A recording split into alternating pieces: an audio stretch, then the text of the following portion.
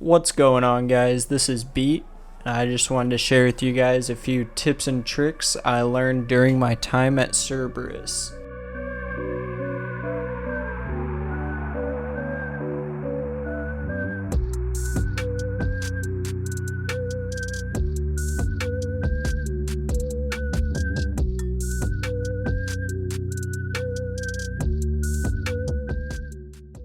Cerberus is very daunting at first.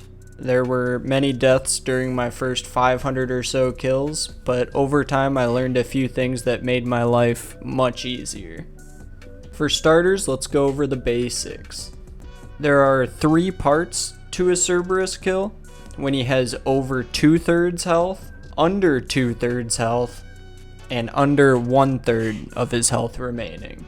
Now let's go over each of these phases and what you can expect out of them. So anything above 400 health is going to be considered the first part of the kill. During this part of the kill, you can AFK, watch some shows, whatever. Not a whole lot happens here. It's just you DPSing the boss down.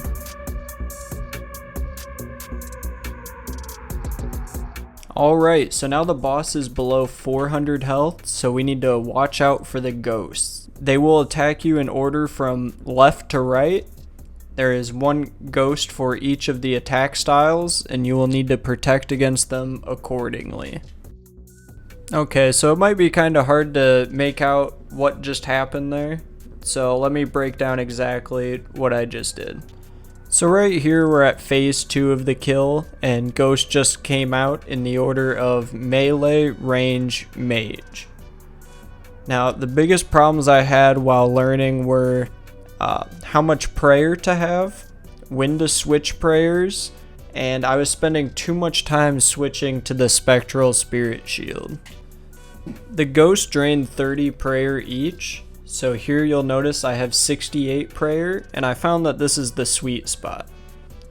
You could take another sip of prayer potion, but it would go to waste as the ghost drained 30 prayer each, leaving you with 0 anyway. The way I go about switching prayers is simple. You watch your prayer points, not the ghost. Have the order in your head, and once your prayer drains, switch.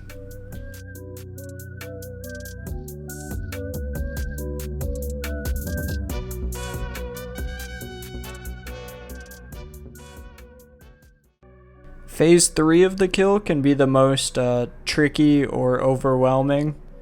Under 200 health, Cerberus has a chance to send out lava pools and ghosts, either at the same time or independent of each other. Don't stand on the pools and protect against the ghosts, which is easier said than done. The best way to deal with this is to simply pay attention. Again, easier said than done. During phase 3, I find myself moving anytime the ghosts come out to ensure that if it's a combo attack, I will avoid the pools and give myself enough space to protect from the ghosts.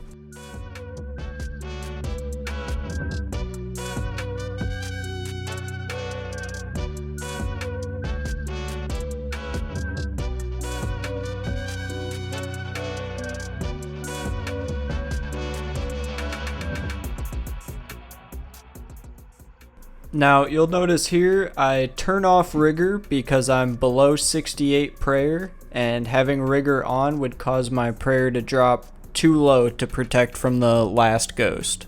Another thing to consider if you find yourself getting overwhelmed: if you're meleeing, it's beneficial to stand under the boss anytime you eat, as this will reduce the number of attacks Cerberus will hit on you. Could avoid just 1 attack, or he could stay on top of you for a while. Be sure to always keep an eye on your prayer, and remember to keep it above 68 or 48 with the spectral spirit shield. I tend to use low prayer as a good excuse to top off the health when I combo eat it with a prayer potion.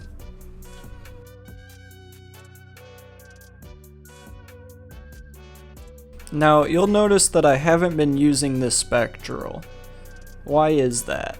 I find it to be overwhelming switching to the spectral, as the ghosts come out pretty fast. You will save on prayer pots if you get it right, however, you'll lose out on food if you get it wrong.